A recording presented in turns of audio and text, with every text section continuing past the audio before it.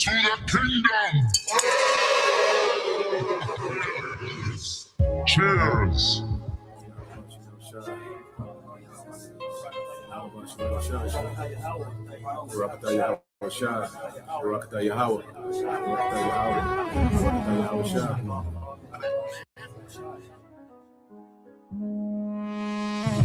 A toast to the king.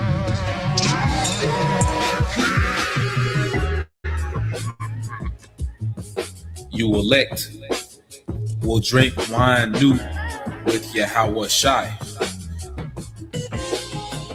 You elect.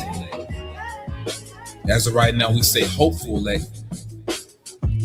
You elect of Israel out there will drink wine new with our Lord Yahweh Shai in his Father's kingdom, which is going to be the kingdom of heaven here on this planet Earth once Yahweh Shai returns.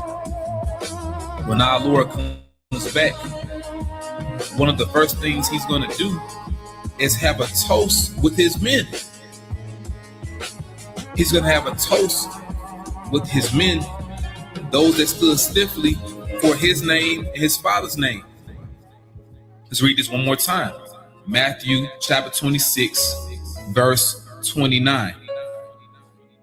But I say unto you, I will not drink henceforth of this fruit of the vine, which is wine, which is made from grapes, as you know. And our Lord, he loves to drink, man. That's something that our Lord took pleasure in when he was here on this planet Earth. He's not going to do it anymore until he returns to do it with you, showing just how much he loves his elect, man. He's not even going to drink until he does it again with you. I will not drink henceforth of this fruit of the vine until that day when I drink it new with you in my Father's kingdom. So what a moment that's going to be, man. And you can only imagine the quality of wine that's going to be. Our Lord Yahweh Shai, he has access to different things that we don't even know about, man. Access to different grapes you don't know about. Has access to an entirely different quality of life that we don't know about. But he's going to reveal it to you. He's going to give it to you when he returns. Now, you have what's called a loyal toast. A loyal toast. I'm going to read this real quick. A loyal toast is a salute given to the sovereign monarch or head of state of the country in which a formal gathering is given. In this case, the sovereign monarch or head of state would be Yahweh Shai. He's our sovereign monarch. He controls everything, man. But guess what? He's also going to extend that power to you elect. He's going to share that power with you. A loyal toast is a salute given to the sovereign monarch or head of state of the country in which a formal gathering is given, or by expatriates of that country, whether or not the particular head of state is present. In this case, the Lord will be present. So you're not going to have someone speaking for him giving a toast. He's going to host the toast. He's going to be there, man. We're living in a time we're going to meet Yahweh Shai. You're going to meet him face to face, which is proof also that we have to be changed. We can't meet the Lord like this. He's going to change you. He's going to crown you, and he's going to toast with you. Now let's read some more. It says, it is usually a matter of protocol at state and military occasions and a display of patriotic sentiment at civilian events. The toast is usually initiated and recited by the host, which will be Yahweh Shai, before being repeated by the assembled guests in unison. To the kingdom. Cheers. Sometimes when Akim are among each other, we'll do little small toasts. Brothers may be like La Yashirala, holding up cups. But imagine the Lord himself hosting it, man. And we join in. And I was reading something else, and pretty much they said in order to have what they call a loyal toast, you would use wine. That's the beverage of choice. And once again, our Lord, He's coming back, and we're going to see Him with all that power. But He's going to extend that power to you. Now, reading on a monarch, it says a monarch is a head of state for life or until abdication, in this case for life. And therefore, the head of state of a monarch may exercise the highest authority and power in the state. Or others may wield that power on behalf of the monarch. And that will be you joint heirs. You different men that are going to reign with the Lord, man.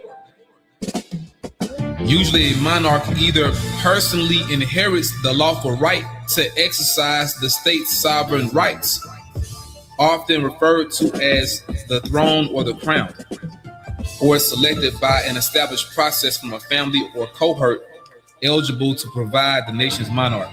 In this case, the Heavenly Father Yahweh Himself selected His Son Yahushua. And once again, when our Lord returns, He's going to wield that power to you elect as well.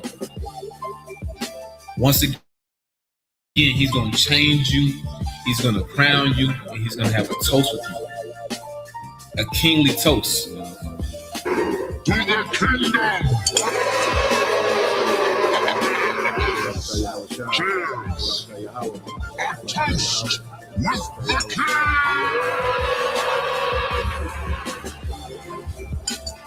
Raise your glasses, my friends. A toast with the king! A toast with the king! Raise your bubbles, everyone. A toast to a prosperous future! To the king! To our glorious future!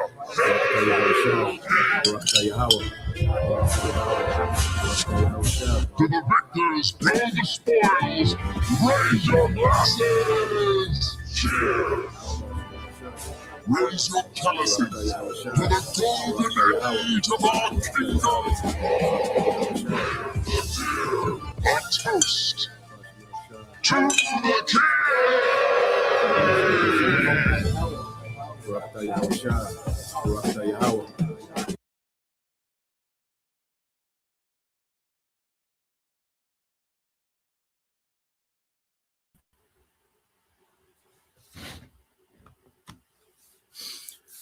All right, Shalom.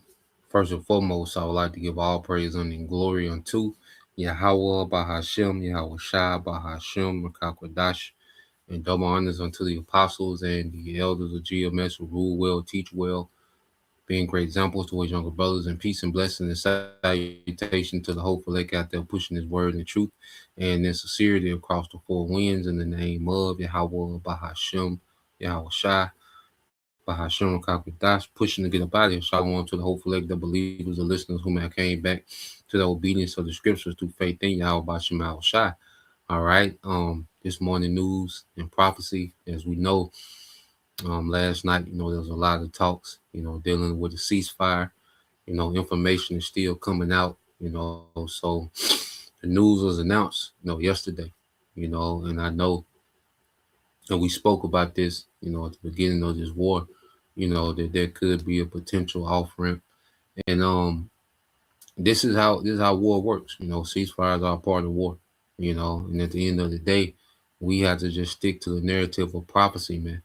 Okay, a ceasefire is not a step back; it's a part of war.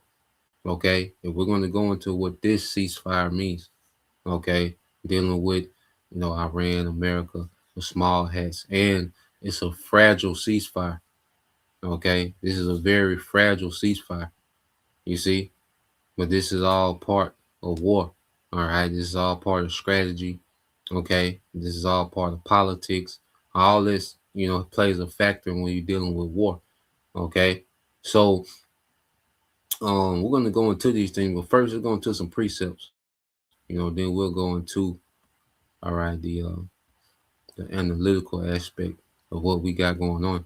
All right, so let's go here. This is the book of Proverbs, chapter 19 and 21. Said, there are many devices in a man's heart.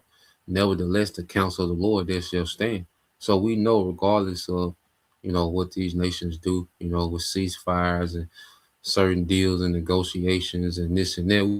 We know it's the counsel of the Lord gonna stand. Okay. And Yahweh Bashim Al Shai is in full control of all these different narratives, man. And they're all gonna lead to prophecy being fulfilled. Prophecy will prevail. Okay.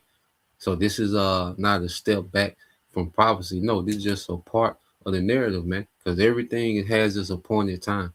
All right. And that's why when we go into these speak about war, we speak about these are the beginning of sorrows. Okay. So war is a thing of patience. These things can be drawn out. All right. Like I say they can be a conventional war, okay, for a year, 2 years.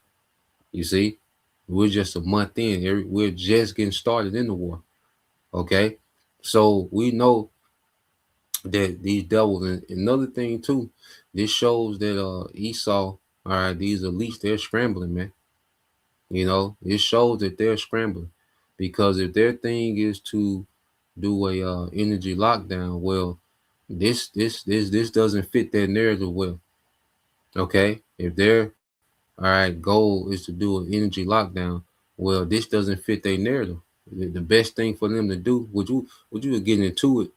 Okay, with a if they wanted a true energy uh lockdown crisis, okay, they should just let Trump, all right, they should just let America go ahead with their strike, okay, which that was going to devastate, all right, the energy markets, okay, that was going to devastate the energy markets, which we'll get into that, okay, but it shows you that these devils, they're on the back foot, man, okay, and they're listening to the prophets, and they know, okay, they know, all right, their prophecy is on their ass, man.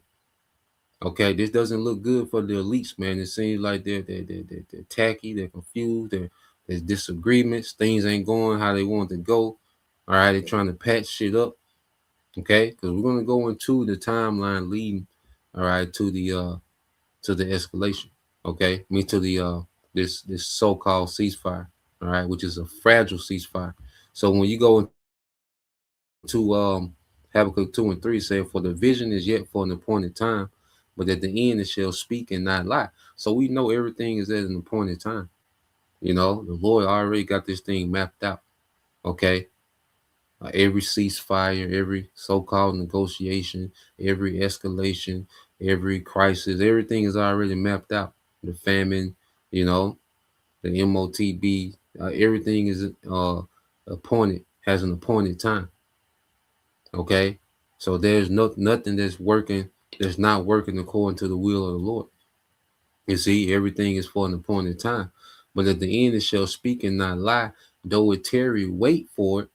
It would, because it will surely come. It will not tarry, man. You know. So as it seems as certain things are tarrying, all right, we have to understand that's because the Lord has everything specifically at specific times. The Lord's timing is perfect, man. And that's one thing we gotta trust the timing of the Lord. Okay, because certain things can happen and they can be discouraging. You know, you hear about the ceasefire and like, damn, you know, because our mind, especially been locked in to nothing but escalation. So you hear a ceasefire, like, damn, but then it's all within the will of the Lord. Okay, and it's still set according to prophecy, man. Okay, everything is in this appointed time.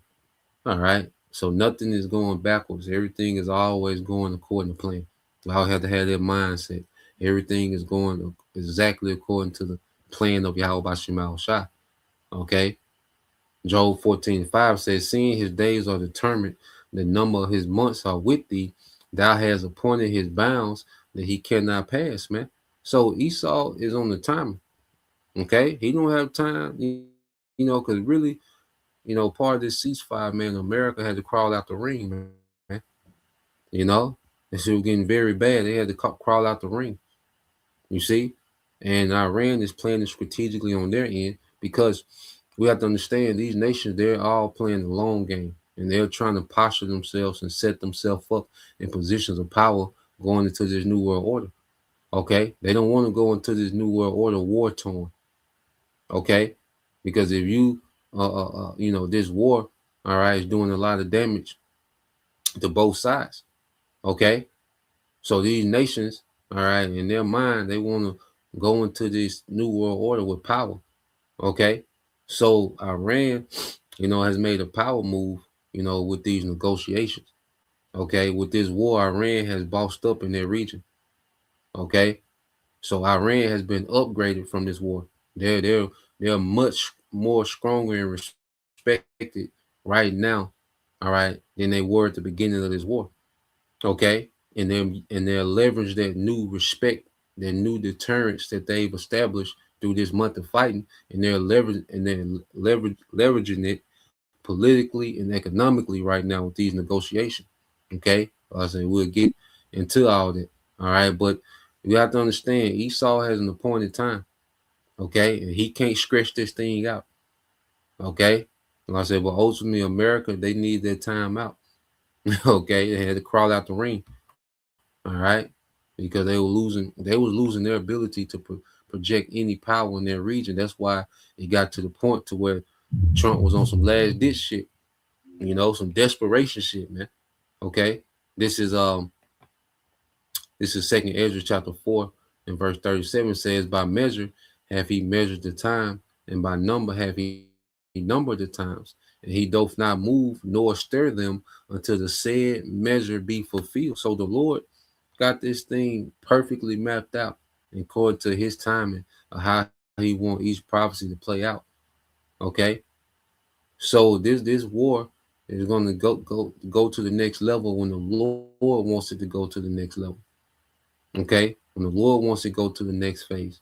All right, because they were finna make a major jump up the escalation ladder. Okay, but it wasn't their time yet. Okay, but the Lord is letting us know, hey, that it's coming. You see, it's coming. You see, because this war escalated quickly, man. This is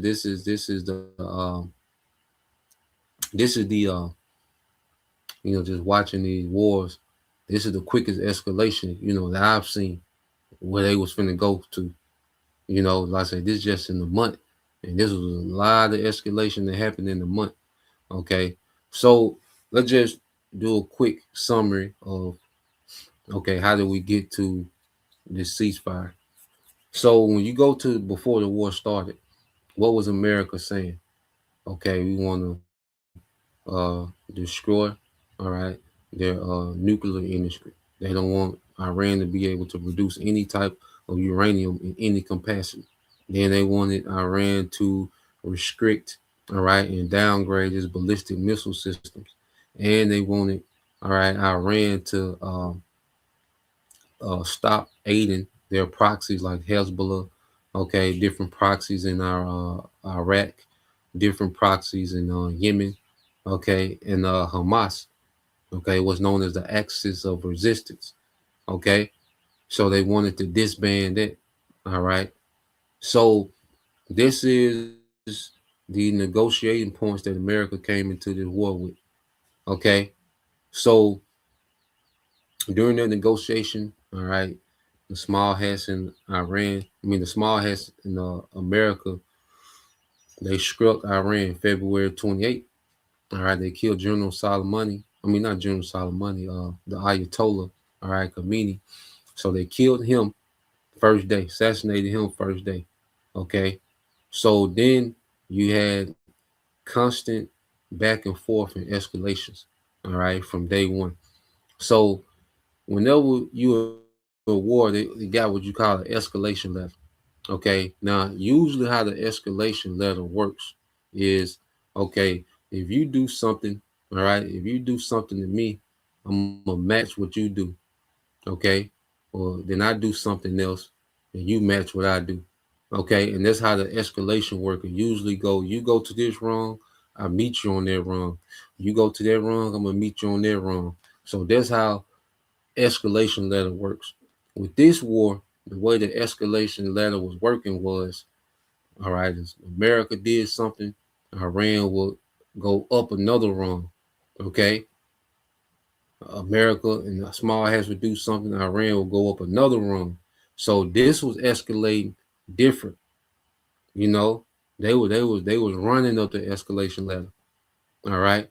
to the point that there's damage. Even if the Strait of Hormuz was wide open, they don't even have the capacity to do those 20 million barrels of oil a day. They won't have that capacity for a while because of the damage that's been done to certain refineries, man. Okay, and the stoppage of production, all right, with certain oil fields. Okay, so this thing was escalating, all right, quickly. Now, what Trump was talking about, destroying bridges, and he was pretty much saying that we finna make Iran unlivable. He was going to destroy Iran's ability to produce oil. Okay, he was going to destroy their ability. He was going to destroy, a lot of civilian critical infrastructure. Okay, and to make Iran unlivable. That was Trump was speaking on. Okay, so he was saying, well, this is what we finna do. But before he said that, you had this whole thing with this rescue of a pilot in Iran, but it really wasn't a pilot rescue. So before all this, a few days before Trump made that statement of how he was going to, destroy the Iranian civilization, you had a attempt. It was a special force. It was botched. So you had special forces come in, Navy SEALs, Rangers, Marines, and they went to Isfahan, all right, where okay, the nuclear facilities of Iran is at, and that's where um, they believe that their uranium, the actual uranium itself, okay, is in Isfahan. So America went on this special forces assignment, all right, to scrapulate their uranium. Like they was on some real, James Bond movie type shit. So they sent them special forces in, and their plan was to scrapulate their uranium, build a runway, okay, and fly the uranium out of Iran, okay, and that would have did wonders, okay, politically. All right, a Trump could have declared complete victory. He could have, you know, look. He could have been looked at as a hero, and that would have, politically put swayed everything back to the West. Okay, America would have looked strong. They would have looked tactical. They would, so it would have did wonders. Trump would have been basically like a demigod if he would been able to pull it off to extrapolate their uranium. Okay, build their runway. All right, a makeshift runway, get the uranium out of there, fly it out of there, and then he could have exited the war and looked like a hero. You know, but it failed. Okay, and when that failed, because Trump is desperately trying to get out of this war, okay, because it's going left, it's going way left, and it's getting worse and worse, and America is constantly losing their ability to wage war as this war continues, man. As this war was continuing, because the reason why we've been hearing about so many American aircrafts going down because they're out of those Tomahawk missiles and those fighter jets. The air to surface missiles that's in those fighter jets, those Tomahawks. Now those Tomahawks they can shoot from a range to where you don't have to go into Iranian airspace. They was able to go on missions, all right, and go to the edge of the Persian Gulf, all right, on the side of those GCC nations. They was able to let off, all right, their payloads and turn around before they get into their kill zone of Iranian defense system. So when they ran out of Tomahawks and they had to use, the less advanced, all right, munitions, air to surface munitions, they had to start getting closer to Iran. And that's when we started hearing about all these fighter jets started to get struck down because they had to go into the kill zone just to get a lick off, man. Okay. So America was losing this ability to do damage, all right, in Iran. So what they was going to do was some last ditch effort with this whole thing with Trump talking about we're gonna destroy civilization. Nobody really know what he was gonna do. Was this nigga finna nuke? What he's finna do? Okay, so if he would have did whatever he was going to do, all right, they was going to jump way. They was going to skip a lot of those rungs on the escalation ladder, and they was going to go way to the top. Okay, that would if Trump would have did what he said he was going to do last night, they was going to jump a lot of those rungs on the escalation ladder. And you're talking about Israel would have been in the dark. Those Gulf Arab nations would have been in the dark. There would have been no water for those Gulf Arab nations. Israel was going to be in the water crisis.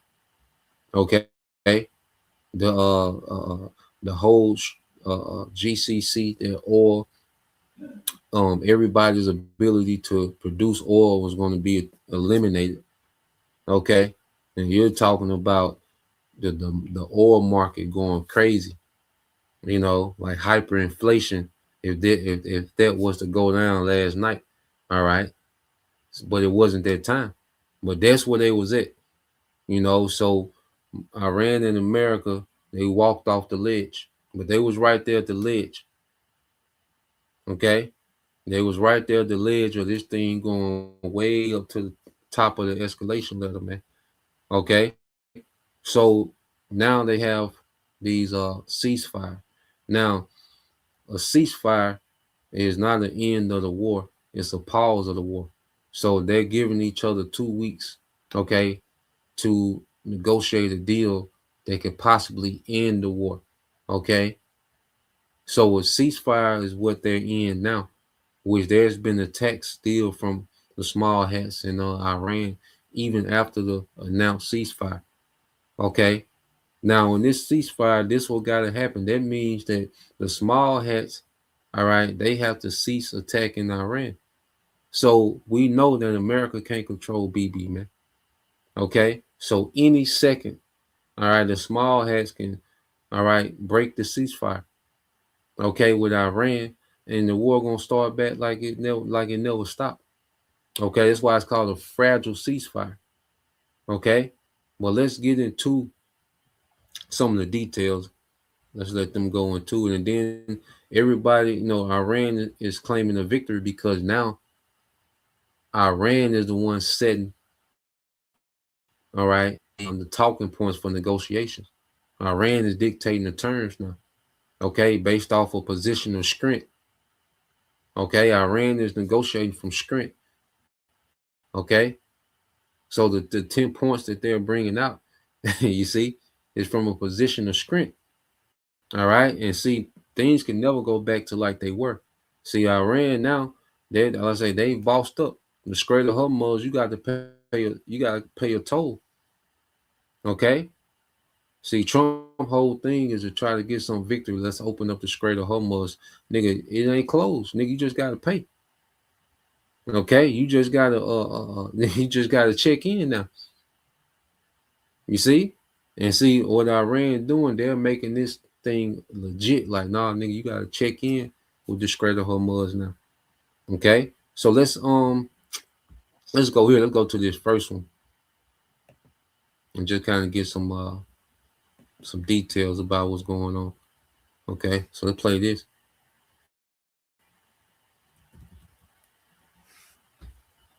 I say, if anything, you know, doesn't make sense, you know, feel free to ask a question. You know, so let's play this. After the ceasefire, Iran mocks the US amid massive celebrations erupting on Tehran streets, with crowds waving flags and filling public squares. Tehran declares a historic victory as protesters chant "Death to America" during jubilant nationwide rallies marking the truce. Iran claims the US was forced to accept its comprehensive 10-point peace proposal after weeks of intense military pressure. Has Trump accepted Iran's conditions on the Strait of Hormuz and continued nuclear enrichment rights under the truce? Will Trump pay compensation to Iran amid truce news, even as Israel alleges a fresh Iranian attack post-ceasefire? Panic grips Israel as missiles reportedly fly with damage mounting right after the ceasefire call shatters fragile calm. As Mujtaba basks in the glow of Iran's historic victory, are Netanyahu and Trump left utterly embarrassed on the world stage? Iranian media mocked the American announcement of a ceasefire, portraying it as a historic victory for Tehran after weeks of intensified conflict. Iranian state-linked narratives describe the pause after about 40 days of fighting as a decisive win, suggesting that international pressure and military setbacks forced Washington to seek a truce. Massive demonstrations took place in Tehran following the announcement of the ceasefire, with large crowds gathering in public squares waving flags and chanting slogans. Because this is a win for Iran politically as well. Okay, because the fact that America, because it's already been known that America been begging for a ceasefire for weeks. Okay, but Iran was making sure that enough damage was done. All right, because what the damage that's been done, 2 weeks ain't gonna make a difference. Okay, 2 weeks ain't gonna make a difference in this war. 2 week ceasefire ain't gonna make a difference with the damage that's been done. Okay, you got aircraft carriers that's been knocked offline for a year and a half, 2 years. Okay, so 2 weeks ain't gonna make a difference. And I said this is a power move. Okay, on behalf of Iran, that now they're being respected as a superpower. You see, Iran is being respected as a superpower, man. All right, the EU, them niggas was under the bed the whole time. Okay, you see, and Iran was holding its weight. All right, with these small hats in America, man. The mighty American Air Force was being neutralized, man. Okay, this was heavy. The Strait of Hormuz, the global economy was in the hands of Iran. Okay, so this has been a power move, and it all works for prophecy, man. Because guess who's in the background benefiting off what Iran is doing? Russia and China. Okay, and it was Russia and China because remember, Russia is a chief prince. So in the spirit, Russia has rank over Iran. So in these back talks, these back channel talks that we're not privy to, but through the spirit, you can extrapolate through prophecy that Russia, all right, played a part, okay, in the ceasefire, man. Okay, and it's all strategic. Okay, it's all strategic, man. This ain't, they're not backing away from prophecy. No, this played right into prophecy because now everybody is looking at the chessboard different now. Okay, everybody's looking at this chessboard, the politics, like it, completely different now. Okay, certain nations have been emboldened. Okay, North Korea, these nations are emboldened. They seen what Iran brought America to the negotiation table through war. It's usually the other way around. Usually America brings nations to the negotiation table through war. That's why these nations have to take these bad deals from America because they're doing it from a position of weakness. Iran coming to these negotiations with strength. Like, nigga, let's do this. We got 2 weeks. Let's get this ironed out. Or nigga, let's go back to war. Nigga, either way, we can get a deal or we can go back to war. Okay? So let's let this play some more. Protesters shouted death to America, death to Israel, death to compromisers, echoing long-standing anti-Western slogans seen in previous wartime rallies. On the evening of April 7th, Trump announced a 2-week truce, explicitly conditioning it on the complete reopening of the Strait of Hormuz to oil shipping. Trump stated that Iran's 10-point proposal provided a workable basis on which to negotiate, signaling that U.S. officials are treating Tehran's terms as a starting point for talks. The first point in the proposal calls for mutual pledge of no new aggression against Iran, creating a baseline for de-escalation. Second, Iran demands continued Iranian control over the Strait of Hormuz, insisting on sovereignty over the region's key maritime corridor. Third, the plan includes the acceptance of uranium enrichment under international monitoring, rather than a full nuclear rollback. Fourth, Iran seeks the removal of all primary U.S. sanctions that directly target its government and key sectors. Fifth, the proposal includes the removal of all secondary sanctions that affect third-country entities doing business with Iran. Sixth, Tehran asks for the termination of all relevant United Nations Security Council resolutions tied to its nuclear and missile activities. Seventh, the plan also calls for the termination of certain Board of Governors resolutions from the International Atomic Energy Agency framework. Eighth, Iran demands payment of compensation for damages it attributes to past sanctions and military actions. Ninth, the The proposal seeks the withdrawal of US combat forces from the wider Middle East region within a defined time frame. 10th, Iran calls for a cessation of war on all fronts, including against the heroic Islamic resistance of Lebanon, referring to Hezbollah and allied groups. Iranian media have claimed Tehran inflicted significant damage on US military infrastructure across the Middle East, from regional bases to naval assets. Iranian leadership has asserted that within just about 10 days of the conflict, the United States realized it was on the defensive and began to reassess its strategy. The Press TV report further alleges that the US started exploring a ceasefire through indirect channels soon after this shift in the perceived battlefield balance. Imagine being able to build an app with your name on it, just by thinking about it. Meet Base 44.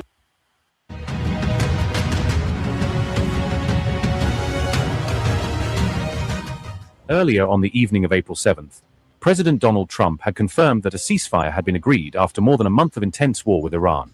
Trump announced a suspension of planned new bombing of Iran once a self-imposed deadline for that same day was reached, framing it as a step toward de-escalation.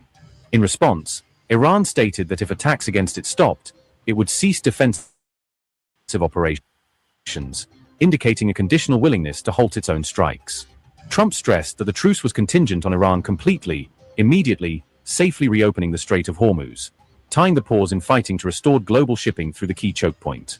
Tehran said that for the 2-week period, shipping through the Strait of Hormuz would be possible via coordination with its military, signaling that it intended to keep tight control but allow limited passage. Trump said Iran's 10-point proposal was a workable basis on which to negotiate, describing it as a serious framework for moving toward a broader settlement.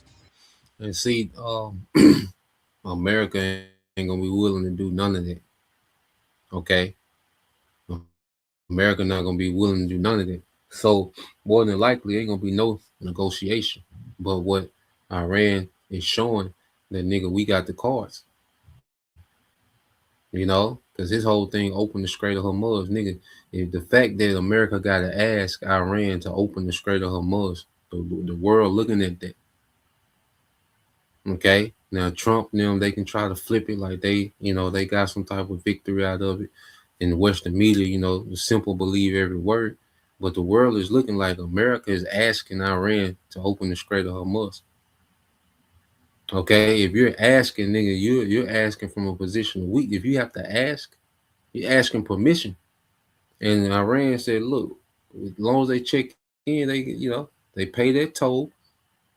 Okay, and they coordinate with our Navy, they can come through. Okay, now the small hats ain't getting nothing. Them niggas not getting nothing. Okay, and another thing too, if America withdraw from striking Iran, but them small hats start back, this gonna be bad for them small hats, man, because the only reason, all right, the small hats even still got a stake is because America has been propping them up, man. Okay, because Trump want to stop fighting, but the small hats, they not gonna want to stop fighting. Okay, and they gonna drag America right back in this shit. Okay, like I say, Trump crawled out the ring. All right, but BB gonna pull his ass right back in the ring, man. Okay, but for the most part, this negotiation ain't gonna hold up. All right, because this is basically a surrender. Okay, and this Iran showing the world where America at. You see, to simple people, but people that's in the know, the generals of the world. Okay, the leaders of you see, these different governments, they know what this is. Okay, because these are all terms being dictated by Iran, America. And Trump asked for the Strait of Hormuz. He said, nigga, if they check in, it ain't gonna never go back to what it was before February 28, when the Persian Gulf was treated like international waters and trade and oil just moved freely through those waters, man. It's not going back to that. Okay, that ain't gonna happen. You see. So America is getting nothing that it wants. Okay. And the small hats, they not gonna stop. These niggas gonna do something else, man. Okay, and drag America right back in the ring. Okay. Let's play a little bit more more of this. He added that almost all of the various points of contention had been agreed between the US and Iran, arguing that only a few outstanding issues remained. According to Trump, the 2-week period will allow the agreement to be finalized and consummated, portraying the ceasefire as a window to lock in a more durable deal. For its part, Iran said its decision was based on a US request to negotiate on a broader 15-point proposal. Iran also emphasized that Washington had accepted Tehran's 10-point draft as a framework for discussions. Trump also noted that the truce had been finalized based on talks with Pakistan's prime minister and army chief, highlighting Islamabad's behind-the-scenes role in mediating between Washington and Tehran.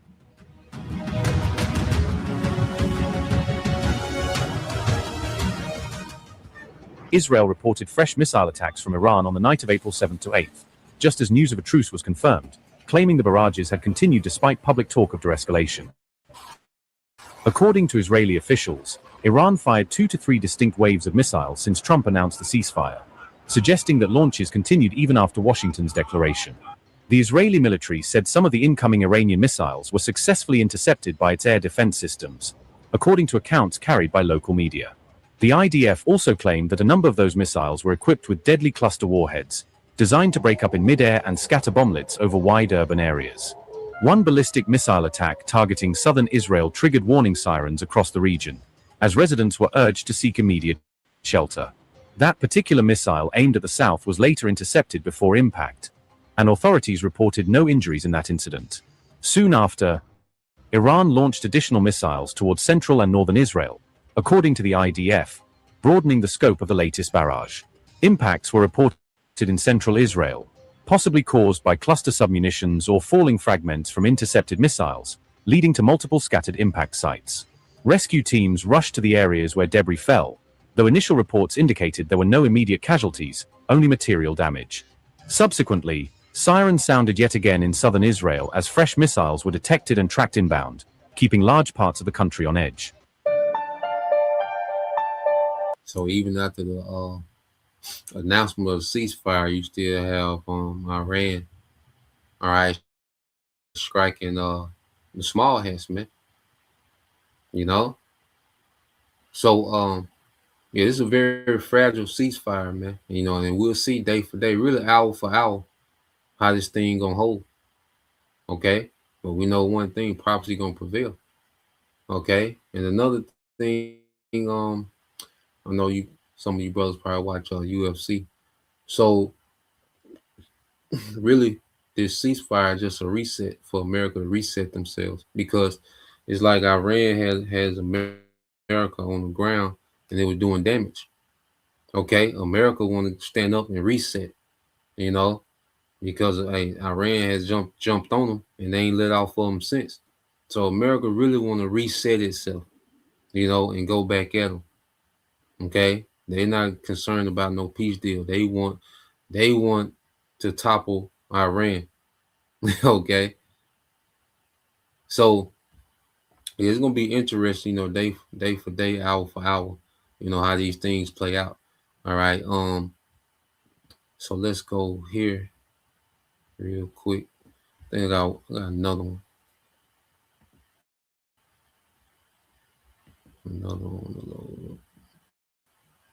Oh yeah, I think this was a Putin first reaction.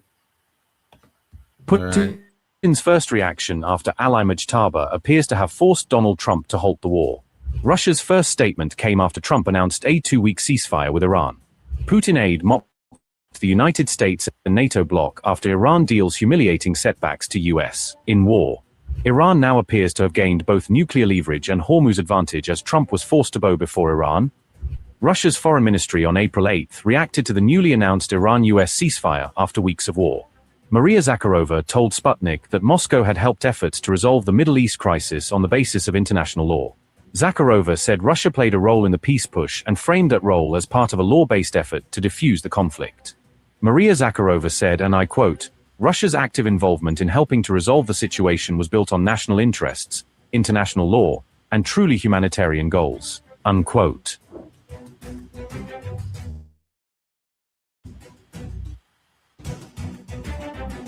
On April 7th evening, President Donald Trump declared a 2-week ceasefire after more than a month of war. Trump said the truce was finalized based on talks with Pakistan's prime minister and army chief. He also said Iran's 10-point proposal offered a workable basis on which to negotiate. Trump added that the 2-week period will allow agreement to be finalized and consummated. However, reports indicate that Iran appears to have distributed two somewhat different versions of the 10-point draft, with subtle but potentially significant variations in wording. So yeah, just the main point of that was, Russia was mocking America and NATO, man. Laughing at them niggas, man.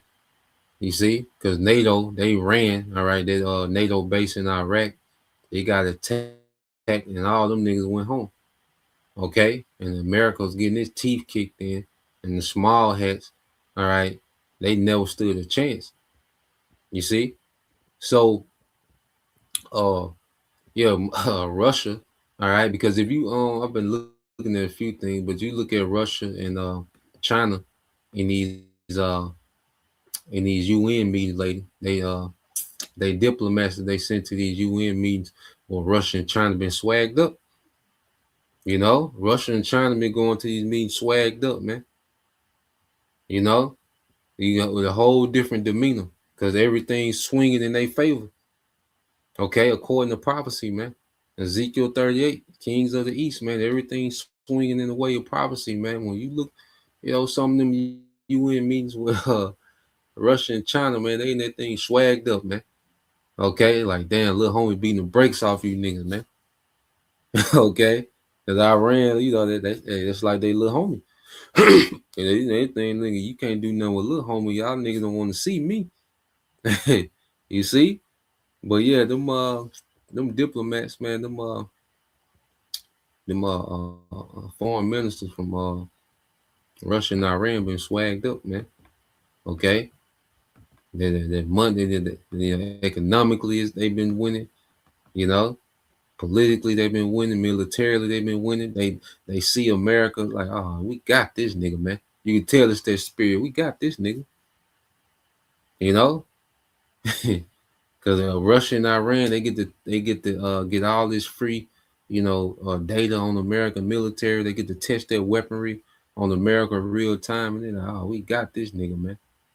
Okay, and they see they got the missile defense system neutralize American Air Force.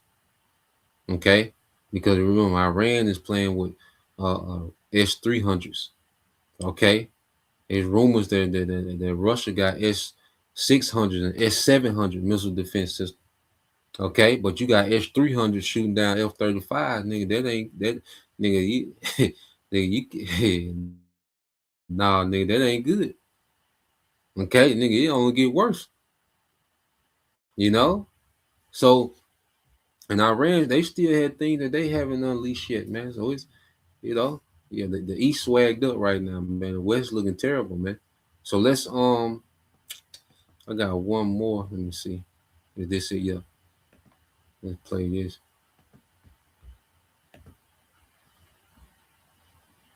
I think a brother had a precept. Get some of these precepts.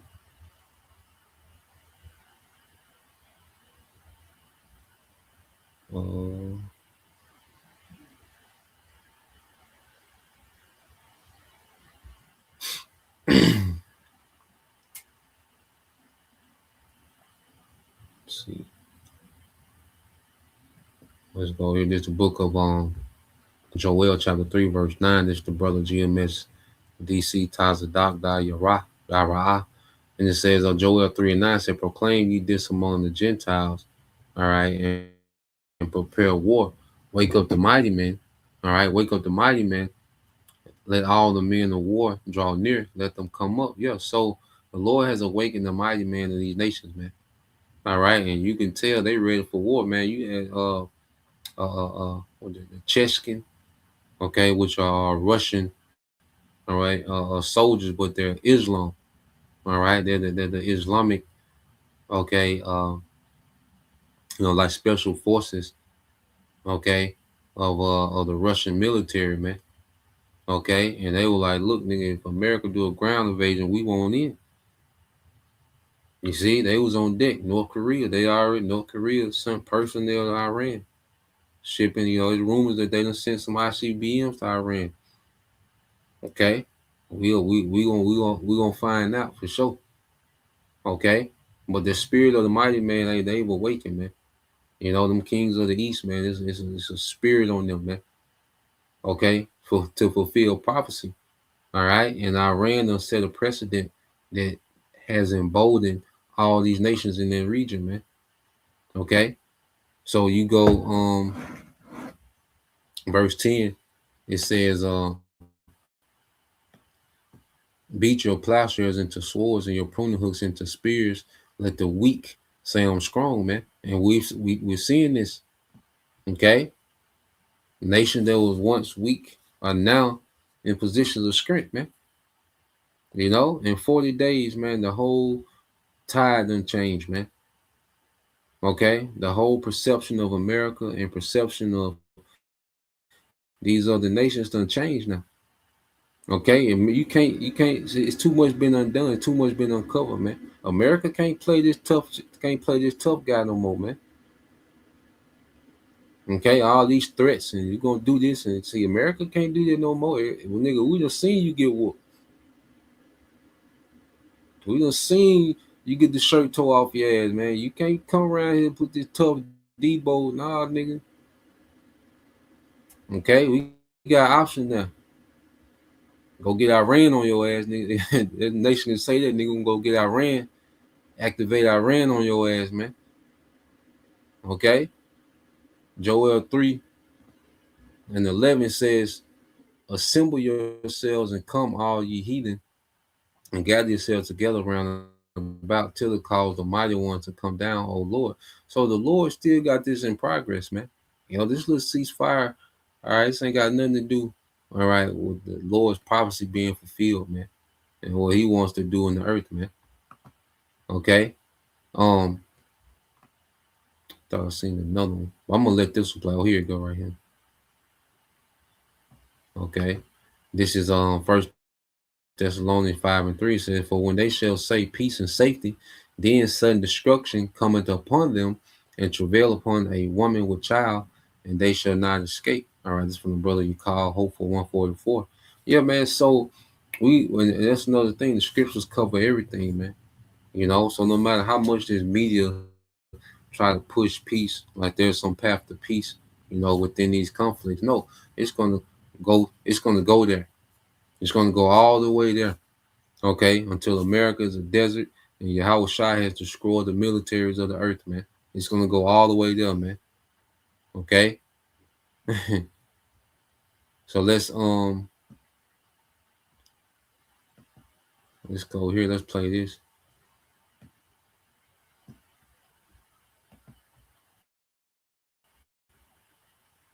Something just happened in the Middle East that almost no major Western outlet is giving the attention it deserves. Iran didn't just respond to America's back-channel negotiations. It sent back a list, 10 conditions, each one more audacious than the last. And together, they read less like a peace proposal and more like a demand for surrender. Welcome to Daily Reports, where you get clear, reliable, and up-to-date coverage of global events. To understand what Iran just put on the table, you need to understand the ground beneath it. For over 4 decades, the United States and Iran have existed in a state of structured hostility. Sanctions, proxy conflicts, covert operations, diplomatic freezes.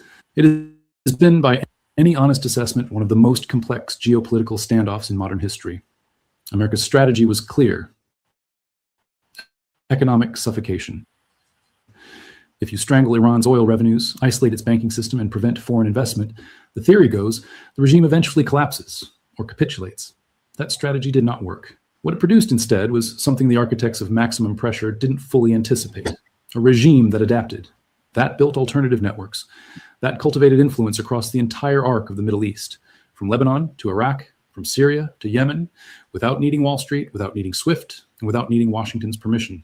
And now, following a series of escalating military confrontations, operations that left American assets damaged, American credibility questioned, and American investors rattled, we find ourselves at a genuinely historic inflection point. Iran is not at the table begging for relief. Iran is at the table setting conditions, 10 of them, and the world is watching to see whether Washington blinks. Let's go through each one. Because taken individually, they are remarkable. Taken together, they represent something that hasn't been seen in decades of Middle Eastern geopolitics. Condition 1, permanent cessation of hostilities. Not a ceasefire, not a pause, not a 30-day window followed by quiet repositioning. Iran's position is unambiguous. When this ends, it ends completely. No temporary truces designed to allow one side to rearm and re-engage. Any agreement must be permanent, binding, and structured, or there's no agreement at all. This matters because temporary ceasefires have historically favored the party with superior logistics and resupply chains. Iran is signaling it understands this dynamic, and it's closing the door on that playbook. Condition 2, full removal of all American sanctions. Every single one. Not a phased reduction. Not a conditional waiver tied to future compliance reviews. Complete and unconditional removal of the economic restrictions that have defined Iran's relationship with global markets for the better part of 2 generations. The implications of this alone are staggering, and we'll return to the economics in a moment. Condition 3, a formal binding guarantee that neither the United States nor Israel will conduct military operations against Iran in the future. This is not a verbal assurance.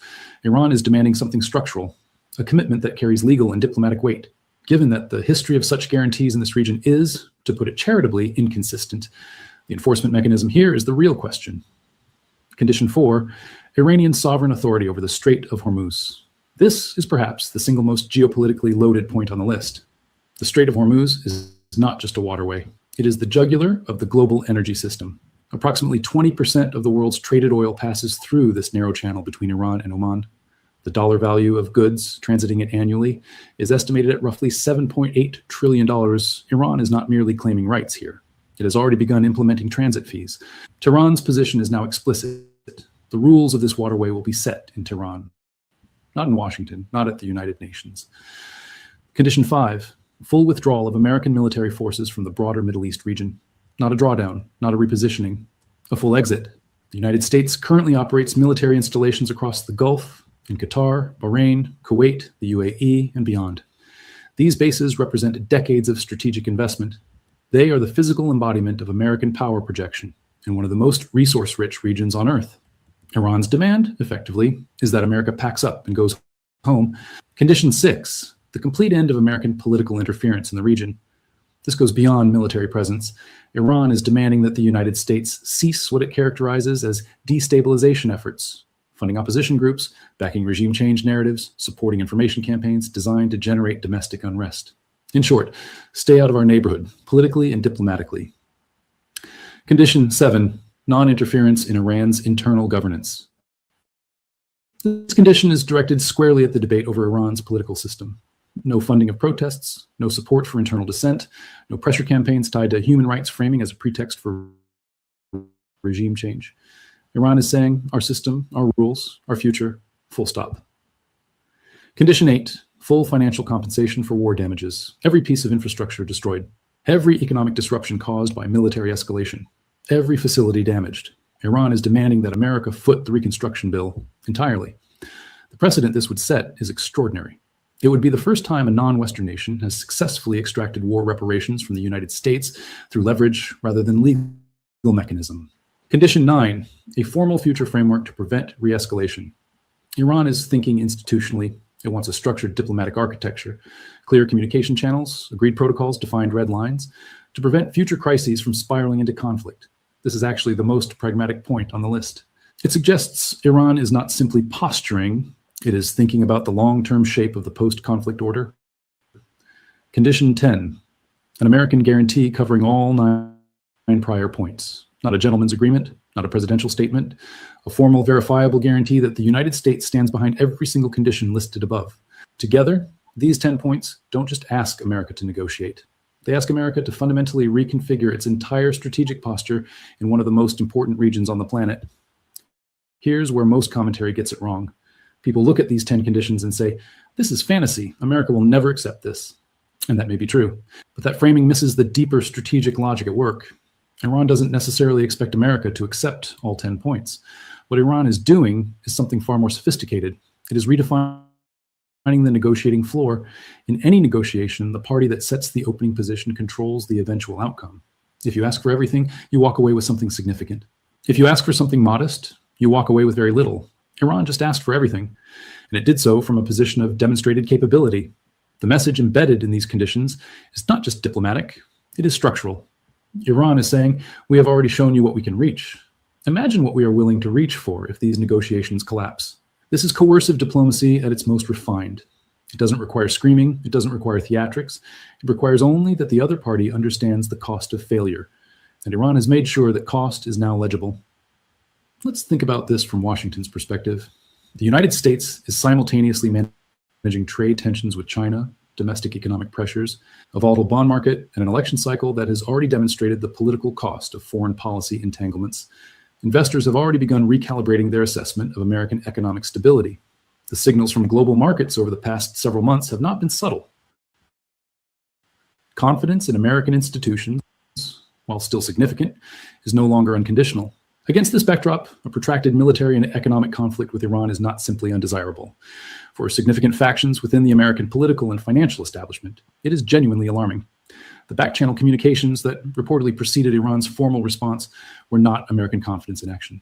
They were American anxiety searching for an exit. Iran read that correctly. American anxiety searching for an exit, man. And they were desperate for some type of exit, you know? And Iran just playing off that desperation, man. But eventually, because I say this is a fragile, ceasefire, and I don't see BB sitting his ass down for 2 weeks.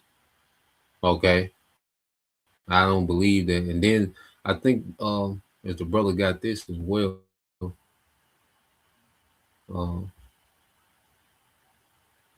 It's this Joel 2:20. This is Brother Warriors of Yahweh Shah 144. I meant to bring that up too. Okay, it said, but I'll remove far from you, or I will remove far off from you the Northern Army, because American has to send ground troops over there. So these 2 weeks could give America some time to get some logistics together to send ground troops.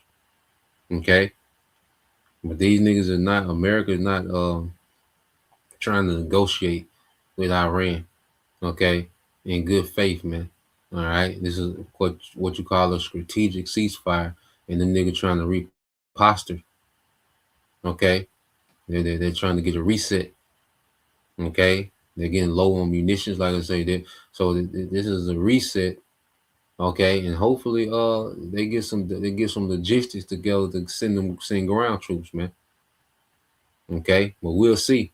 All right, and it says, and I will drive him into a land barren and desolate, which is Saudi Arabia, with his face towards the East Sea, which is the Euphrates going into the Persian Gulf. Okay, and it says on his hinder part toward the othermost sea, which is the Red Sea behind them. Okay, because they're going to be posturing against Iran. Okay, which is east of that land barren and desert. Okay, and it says, and his stink shall come up, and his ill savior, all right, shall come up, because he have done great things. So whatever these devils got planned, whatever because one thing about the West, America and the small heads, they fight with gimmicks. They do a lot of gimmicks. So they got some type of gimmick plan, and that shit gonna fail. Whatever it is gonna fail. All right, but we know one thing, and the whole earth knows that America is not trying to find a deal in good faith, man. All right, nigga just needs a timeout. Okay, and nigga just called a full timeout. All right, and finally, Iran granted that nigga a timeout. All right, because they've been wanting a timeout. Okay, they've been wanting a pause. All right, but Iran wasn't granted. Okay, but the earth is watching America ask permission from Iran to do a ceasefire, and asking Iran permission to come through the Strait of Hormuz. Okay, they're seeing this, man, and it's shifting the whole, power balance, okay, to these Eastern countries, man. All right, the kings of the East, man. Okay, so a matter of fact, let me see. I think I found some real quick, and then we get one more. All right, and if a brother could get that Isaiah 46 verses 9 and 10, Baba Shah. Let me see. And then another thing too, let's say another power move with China and Russia, because China and Russia, they vetoed the UN resolution to reopen the Strait of Hormuz. So China and Russia vetoed it. Okay, so it didn't go through. But then hours later, it was Russia and China that helped broker a ceasefire through back channels. And those Russia and China like, look, y'all niggas ain't got no power. Okay, we got the power. We can bring about a ceasefire. Okay, so it's all playing in favor of prophecy, man. Let me see. I think this here right here. Resolution contained in document S/2026/273. Please raise their hand.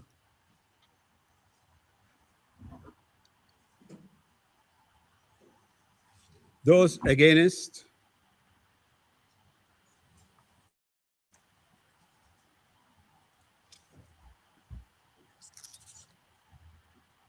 Yeah, so that was China. I don't think it showed Russia. So all those nations that was for open the Strait of Hormuz, all right. But you see China, the China diplomat, and he like, nah, nigga, keep this shit closed. And we'll decide that, amongst ourselves, dealing with Russia, China, and Iran. Okay. I don't know what they show the Russian diplomat, man. But you just go to all these different the UN council lately, man. I say Russia and China, they've been swagged up, man, because they know everything going in their favor for the moment. Okay, which they got their role to fulfill in prophecy, man. So let's uh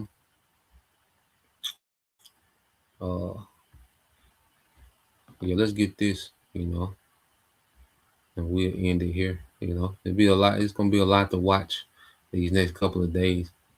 You know, this the brother Mark Ball. Well, I'll get this one first. Just the brother. All right, Shaul. Proverbs 16:18 said, "Pride goeth before destruction, and a haughty spirit before a fall." All right, and this whole Edomite system is finna fall, man. Okay, and all these other nations, they're gonna fall with it. All right, because all these nations are intertwined in the system of Esau Edom. Okay, even as they're transitioning to this new world order, these nations are intertwined, and they're all gonna fall with it, man. Okay, and the Lord just had these other nations breaking down, all right, this beast system, man. Okay, and then like I said, the elites, something went wrong somewhere, man, because this don't fit the narrative of energy crisis lockdown. Why you need a reset? Okay, the devil trying to reset and go at it again, man. You see, showing you that the elites, man, there's some going, there's some division, some went wrong somewhere, not according to plan. Okay, so what does this mean for the energy crisis now? Okay, we'll see, man. Whether the Lord prophecy got the elites on the back foot, man. Okay, it's all prophecy. Prophecy gonna prevail. So this is Isaiah 46:9 and 10. It said, "Remember the former things are old, for I am the Most High, and there is none else. I'm the Most High, and there is none like me." Okay, because the Most High, all right, He does His pleasure in the earth, which we're gonna get into, man. Okay, the next verse. The Most High is doing His pleasure. You see, the Most High, he doesn't have to reset and try this and try that and hope this work. No, the Most High doing exactly what He want to do in the earth, man. Everything is working according to His will. Okay, because I'm saying if it was an energy crisis, if that was the play, nigga, the best thing to do would have been to allow Trump to make his move, and this would have escalated overnight. Oil probably went. Oil would have probably been over $200 a barrel. Okay, you could have sent $10, $12 a gallon oil. I mean, gas. If it was a thing of energy crisis, nigga, you should have let Trump do what he gonna do. You should have sent Trump. You should have. At least they should have sent Trump. All right, to escalate this thing and really put the earth in crisis, man. Okay? There's something going on with them niggas, man. Their confidence ain't like it, like, their confidence ain't like it was at one time, man. Not like them 9/11 days, man. It said declaring the end from the beginning and from the ancient times, the things that are not yet done, saying, my counsel shall stand, and I will do all my pleasure. So the Lord is doing all his pleasure, man. Okay, we're watching the Lord do his pleasure in the earth, man. Okay, and that's why we stick, close to prophecy, man, because the devils are all over the place. All right, tacky as hell. Okay, nigga, they act like they timid. They at least act like they timid, nigga. You here now? We here now. Okay, you gotta go what you gotta go through, man. Okay, so that's the point. We'll leave it there. All right, Lord will, you brothers, all right, and you sisters edify once again. I'm gonna give all praise and glory unto Yahweh Bahashem, Yahushua Bahashem, Makakadash, and double honors unto the apostles and the elders of GMS who rule well, teach well, being great examples towards your brothers. And peace and blessing, salutations to the hopeful Shalom.